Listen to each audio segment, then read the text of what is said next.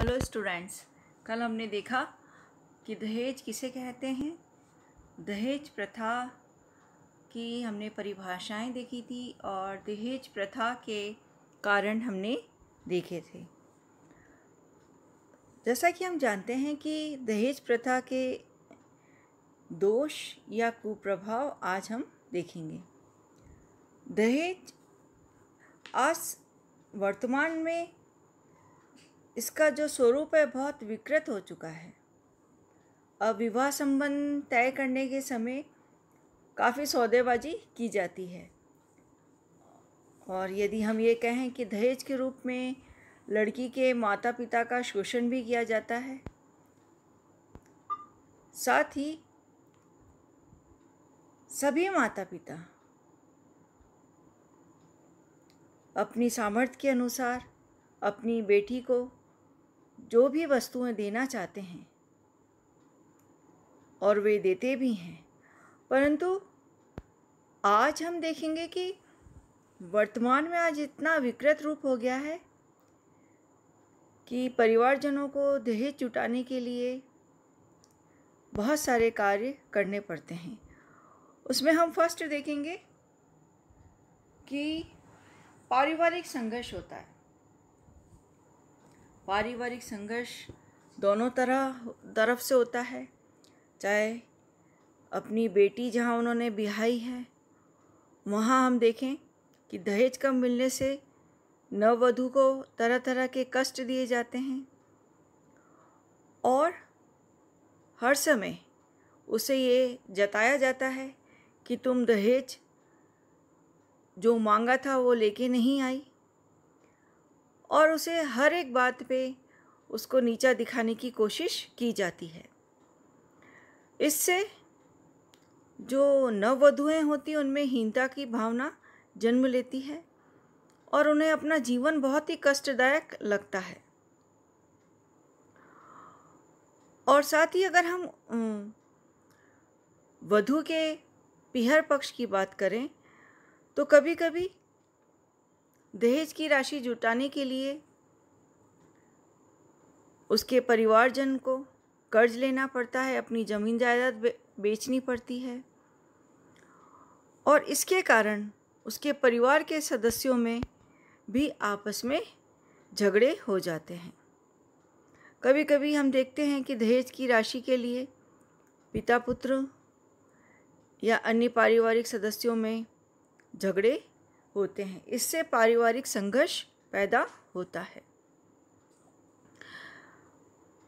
क्योंकि कम दहेज के कारण कन्या को ससुराल में अनेक प्रकार के कष्ट दिए जाते हैं और दोनों परिवारों में तनाव और संघर्ष पैदा होते हैं और इसी कारण जो सुखी जीवन की कामना लेके जो विवाह संबंध में बंधे थे उनका जीवन उजड़ जाता है।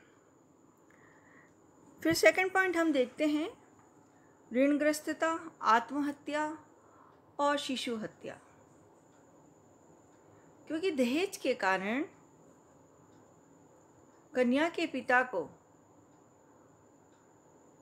अगर उनके पास राशि नहीं है तो उन्हें रकम उधार लेनी पड़ती है। यहाँ तक कि अपनी जमीन, जेवरात, मकान उनको या तो गिरवी रखना पड़ता है या बेचना पड़ता है। तो दहेज की रकम जुटाना उनके लिए एक बहुत ही कठिन कार्य है और इसके लिए उन्हें बड़ी मात्रा में ऋण लेना पड़ता है और ये ऋण उस परिवार में एक नई समस्या उत्पन्न करता है क्योंकि परिवार ऋणग्रस्त हो जाता है और यदि ऋण का प्रबंध नहीं हो पाता तो कई बार सामान्य व्यक्ति सामाजिक निंदा और भय से आत्महत्या तक कर लेता है। क्योंकि जिन लड़कियों को दहेज अधिक नहीं दिया जाता उन्हें अपने ससुराल में अधिक सम्मान नहीं मिल पाता कई बार उन्हें इतना परेशान किया जाता है और उनके साथ इस तरह का व्यवहार किया जाता है कि वो इस स्थिति से अपने आप को मुक्त करने के लिए आत्महत्या तक कर लेती हैं। अनेक कन्याएं विवाह न होने के कारण भी परिवार में चिंता का कारण बन जाती हैं और कभी-कभी ये जीवन से निराश होकर भी आत्महत्या कर लेती हैं। साथ ही हम देखते हैं शिशु हत्या।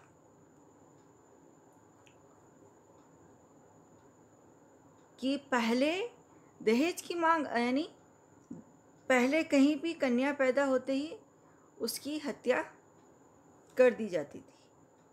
कहीं कहीं हम देखेंगे, विशेषकर राजस्थान में यह कुप्रथा का प्रचलन राजस्थान में विशेष रूप से रहा है कि कन्या पैदा होते ही उसे मार दिया जाता है।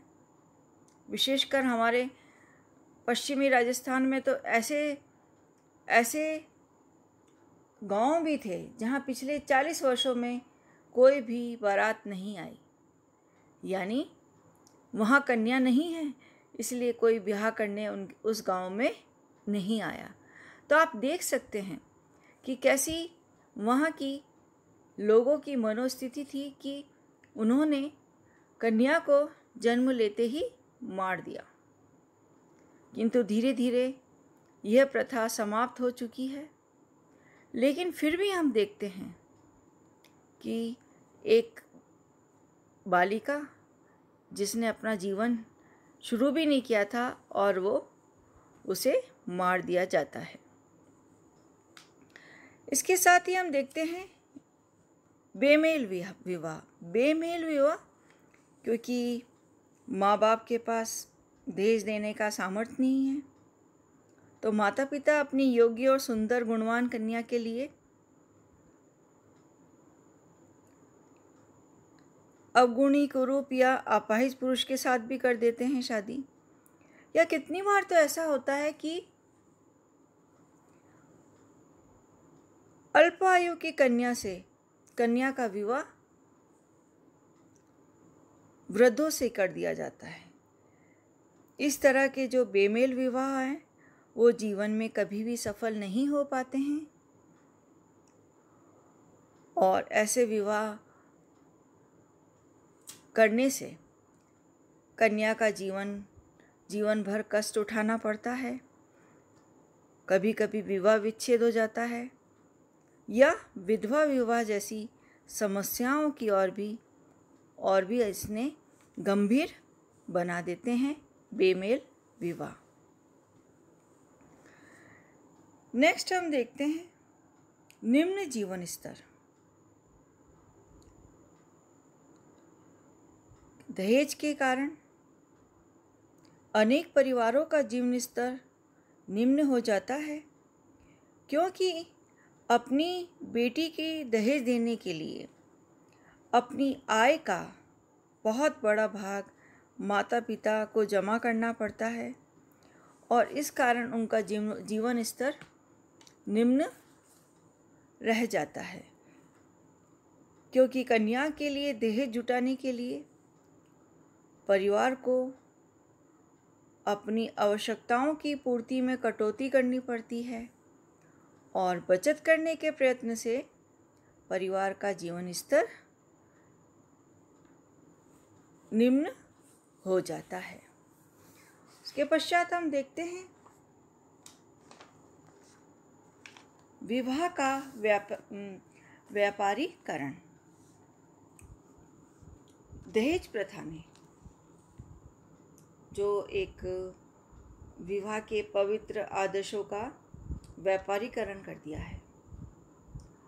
आज दहेज की इतनी आकांक्षा बढ़ गई है कि विवाह से पहले ही लड़के का मोल भाव किया जाने लगा है कि जैसा आपको लड़का चाहिए वैसा ही आप पैसे खर्च करो और जितने आपके पास पैसे हैं उसी के आधार पे आप अपनी कन्या के लिए वर की तलाश कर सकते हैं। उसके पश्चात हम देखते हैं कि बाल विवाह को प्रोत्साहन मिला है, कि दहेज प्रथा बाल विवाह को प्रोत्साहन देती है। इसका कारण यह है कि बाल विवाह में अधिक दहेज की मांग नहीं की जाती, इसलिए आर्थिक दृष्टि से माता पिता के लिए ये अधिक लाभकारी रहा है। नेक्स्ट हम देखते हैं अविवाहित लड़कियों की संख्या में वृद्धि। दहेज प्रथा के कारण अनेक लड़कियां अविवाहित ही रह जाती हैं।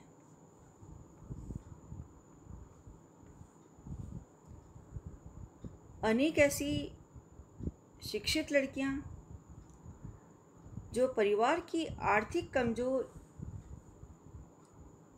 स्थिति होने के कारण विवाह सूत्र में नहीं बंध पाती और इस कारण से कई मानसिक बीमारियों का शिकार हो जाती हैं। उसके पश्चात हमें देखेंगे कि अनेक समस्याओं के लिए उत्तरदायी है दहेज प्रथा। दहेज प्रथा से अनेक सामाजिक समस्याएं उत्पन्न हुई हैं, जैसे स्त्री की शिक्षा में रुकावट आती है, स्त्रियों की निम्न स्थिति होती है, मानसिक असंतुलन होता है और इस प्रथा के कारण अनेक विवाह टूट जाते हैं। अनेक माता पिता जो इतनी जद्दोजहद से अपनी पुत्री का विवाह कराते हैं और उनकी पुत्रियां मानसिक संतुलन खो बैठती हैं और अनेक व्यक्ति अगर हमने देखें कि जो स्त्रियों की सामाजिक स्थिति है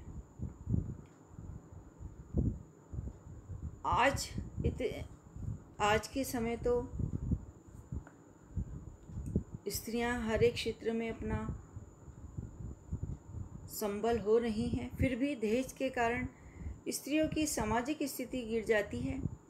उनके जन्म को ही अपशगुन माना जाता है और उन्हें भावी विपत्ति का सूचक भी समझा जाता है। दहेज के प्रबंध के लिए माता पिता रिश्वत लेने लगते हैं, चोरी करने लगते हैं और अनेक बुराइयां उनके जीवन में अपनाने लगते हैं ताकि दहेज की जो मांग है उसको पूरा कर सकें। उसके पश्चात हम देखते हैं कि दहेज प्रथा को समाप्त करने के सुझाव किस तरह से जो ये कलंक है भारतीय समाज पर, दहेज का एक अभिशाप है, उसे दूर करना बहुत आवश्यक है। उसके लिए कुछ सुझाव दिए गए हैं। सुझाव में हम कहेंगे पहला है शिक्षा का प्रसार, क्योंकि शिक्षा अगर मिल गई, सही शिक्षा अगर व्यक्ति को मिल गई तो शिक्षा बहुत बड़ी समस्याओं को दूर कर सकती है।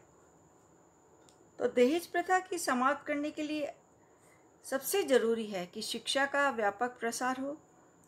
शिक्षा के माध्यम से व्यक्ति को इस प्रथा की बुराइयों को समझाया जाए और शिक्षित जो युवक और युवतियां हैं वे इस प्रथा को समाप्त करने में अपना विशेष योगदान दे सकते हैं, क्योंकि शिक्षा का जैसे ही प्रसार होगा वैसे ही समझ में आएगा कि इस प्रथा को किस तरह से हम समाप्त करें। फिर नेक्स्ट है हमारा अंतर्जातीय प्रेम विवाह को प्रोत्साहन, क्योंकि आज विवाह का जो बंधन है उसमें, क्योंकि अनुलोम विवाह होते हैं, अपनी ही जाति में जो वर ढूंढे जाते हैं, और कितनी बार वर्ण सही तरह से नहीं मिलने के कारण कन्या का विवाह में बाधा उत्पन्न होती है। लेकिन हम ये देख सकते हैं कि अगर हम अंतर्जातीय विवाहों को प्रोत्साहित करें तो विवाह का क्षेत्र जो हमारा सीमित था वो विस्तृत हो जाएगा, और वरों की संख्या में अगर वृद्धि हो गई तो दहेज प्रथा अपने आप ही शिथिल हो जाएगी। इसके साथ ही हमें प्रेम विवाहों को भी प्रोत्साहन देना चाहिए, क्योंकि प्रेम विवाह स्नेह का आधार है। उसी से परिवार का निर्माण होता है, मुद्रा के आधार पर नहीं। फिर नेक्स्ट है दहेज के विरुद्ध जनमत तैयार करके, कि इस प्रथा के विरुद्ध जनमत तैयार किया जाना चाहिए। ऐसे परिवारों का समाज को बहिष्कार करना चाहिए जो विवाह जैसे पवित्र बंधन को एक सौदा समझते हैं, और दहेज के लोभी व्यक्तियों को यह समझाना चाहिए कि दहेज लेना और देना दोनों ही सही नहीं है।